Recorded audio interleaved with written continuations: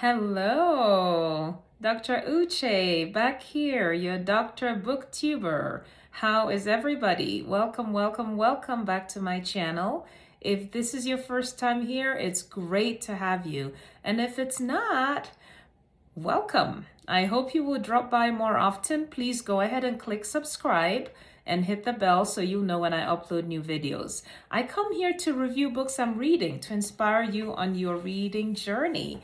And today I am back with a new book, The Mothers. The Mothers by Brit, Bennett. I read this over quite a period of time. I like to say that I read at least two books at each time.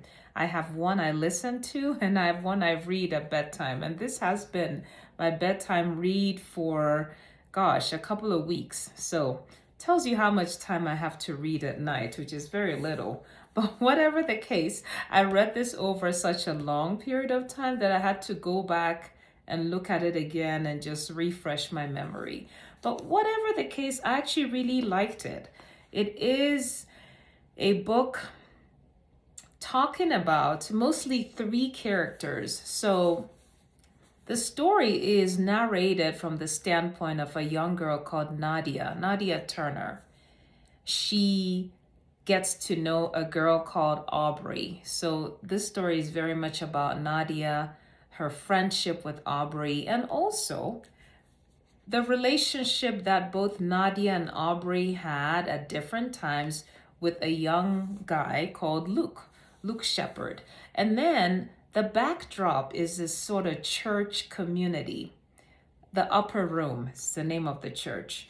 And there's another perspective. It's a very interesting twist to this book. So the author goes from the perspective of Nadia and Aubrey and Luke Shepherd, and then she goes over to the perspective of the so-called mothers. So some elderly women in the church who are going about their business as observers, saying what they know that's going on about the community. They're like gossip mongers, okay? They're gossiping about everybody. And these women are elderly. They're in their 70s and 80s. Most of them don't even drive. It's very important. I'll tell you how that becomes relevant. But whatever the case, we learn the perspective of the young people, and then it kind of switches over at intervals through the book. And it tells us what these mothers are thinking of everybody and what's going on with them, okay? So that's really, it's an interesting perspective to see what some elderly people are thinking of young people going about their lives. But hey, let's start. Let's dig in, okay? I like to start with that. So Nadia Turner is the main character, the main focus in this book. And she has quite a disturbed youth, I'd say. As a teenager, her mother commits suicide. Her mother shoots herself dead. She is growing up with this father who is somewhat aloof. He's trying his best to raise her, but he is a bit displaced. Is it his character, or is it how he is dealing with such a devastating loss? Imagine thinking your wife is doing well and thriving and she just shoots herself. So I have a feeling this man is doing his best to deal with this catastrophe that happened. And so now he's stuck with a teenager. So Nadia is trying her best to cope with this devastating loss. And mind you, I don't get the sense that there are aunties or uncles or her relatives involved. Doesn't seem like the mother was very much in touch when she was alive. I don't think she was really in touch with her family. So Nadia doesn't really have a lot of people to embrace and support her through this devastating loss. She only has her father who, as I said, his method of coping is a little aloof and displaced. So she's trying her best to cope with this, and she ends up becoming, I'm trying to think, I think they used the right word. She becomes rebellious. And that's really her way of coping with this. She tries to do all sorts of things she's not supposed to do. She ends up having this affair with Luke Shepherd, the son of the pastor at a local church called the Upper Room. She gets pregnant as a teen. Now, she doesn't tell anybody. She doesn't tell her father. She tells Luke, and Luke and her, young people that they were, 17-year-olds, are trying to figure out what to do. They decide they're not going to keep this baby, or Nadia decides she's not keeping this baby. Now, turns out Nadia is actually doing pretty well in school. She actually has an admission to go to college. And she's waiting to start, something to that effect. So she gets money from Luke. Luke ends up telling his parents the problem. And the parents, pastor and first lady of a church, contrary to what we might have thought, whereby they would have come out to figure out perhaps another option, they actually give their son money to give Nadia to have the abortion.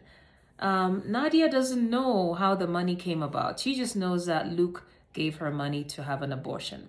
So she goes to the clinic. She does have the abortion. And Luke was supposed to come pick her up, but he decides, I'm done. I've given her money. I'm out. I'm not involved in this anymore. He doesn't even come to pick her up. So they have this kind of devastating sort of split where she feels betrayed. And he is like, but I gave her the money. That's it. So whatever the case, Nadia is trying, still sort of fumbling around during that time in her life. Her father doesn't know there was a baby or pregnancy or even an abortion.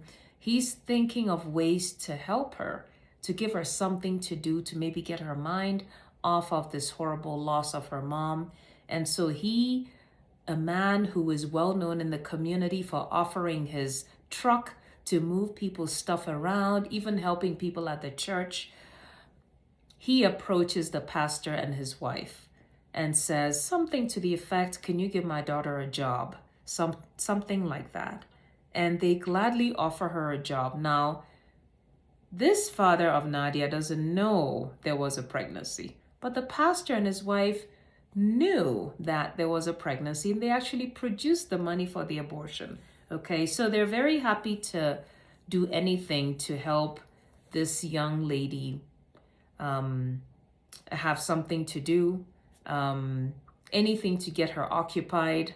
And I don't remember exactly how the first lady thought of it at the time, but she was willing to give her a job. So she gave her a job, but she was never quite very fond of Nadia.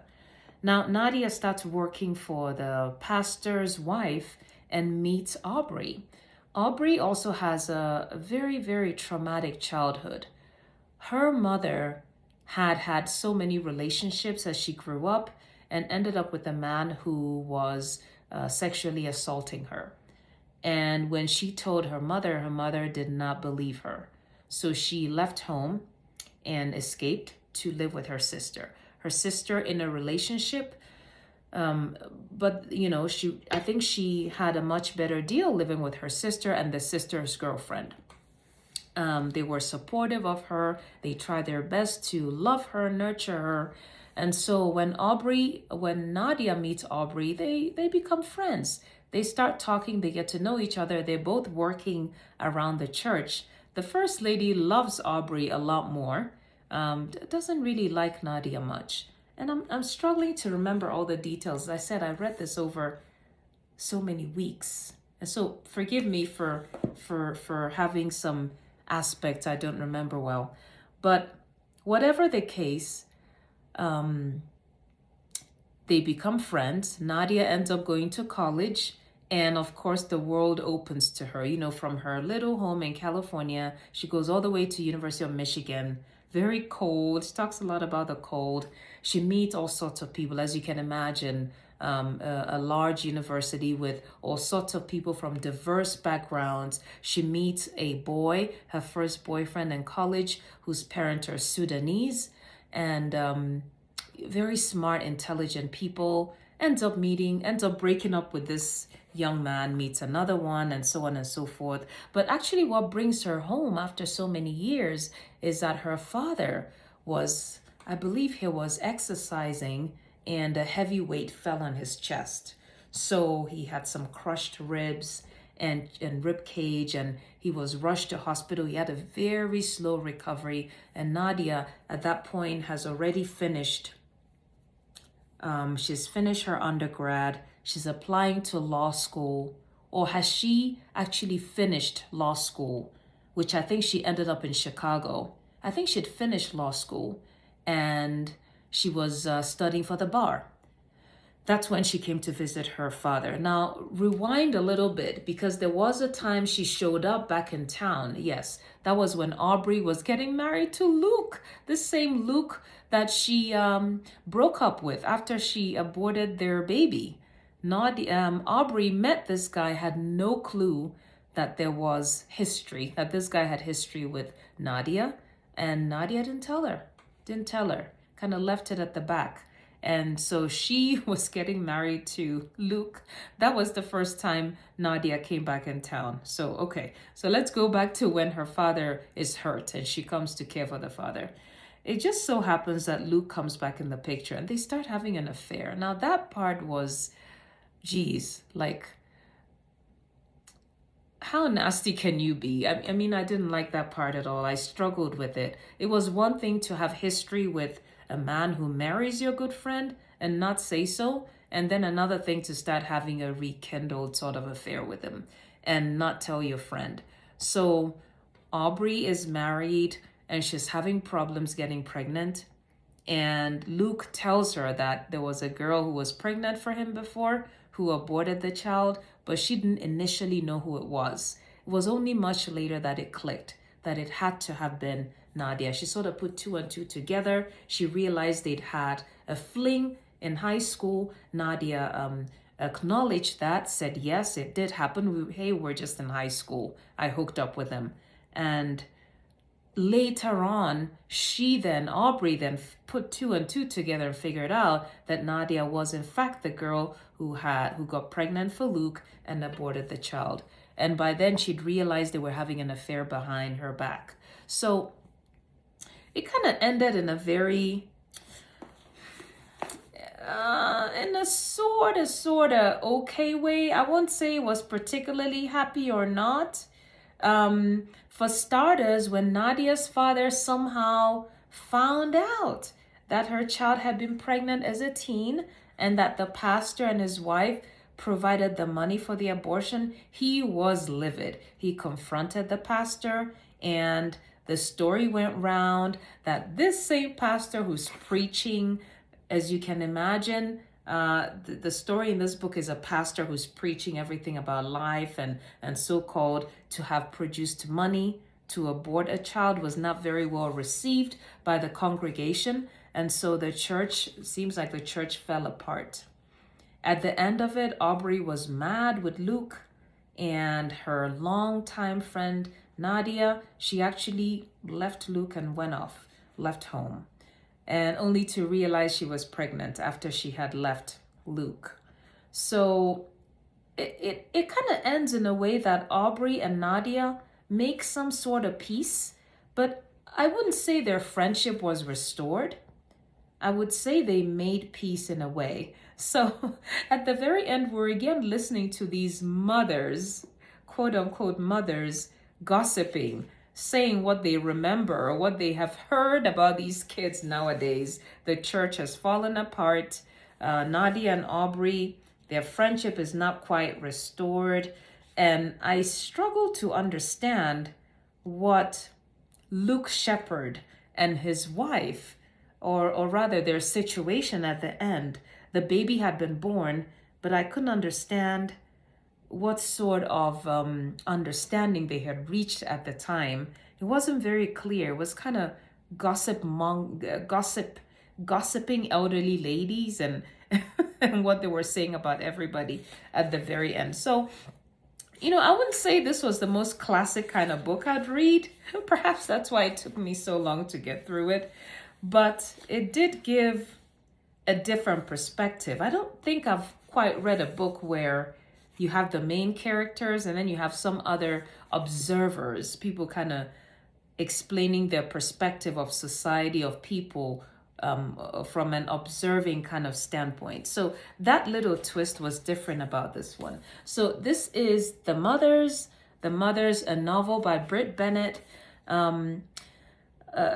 know it took a while to kind of get through this one, and pardon me if the reviews seem to be a little all over the place. But again, my goal in coming here is to tell you what I'm reading. You know, nothing is ever quite perfect. I want to give you an idea. You make the decision if you want to read it. At the end of it all, I liked it. I got through it. And so I think that most books I don't like, I don't continue. But I did get through this one. So I liked it overall. That's The Mothers by Brit Bennett. If you read it, leave a comment. I'd love to know what you think. Maybe you can shed some more light on it. Maybe tell me a perspective I overlooked, trying to work through it. Again, Dr. Uche, your Dr. Booktuber. I am so excited each time I get to come and review books with you. I review to inspire you on your reading journey. Remember to click subscribe and follow so you'll know when I upload my next video. Till I see you next time, take care and always stay strong, and I hope you stay safe. Good night.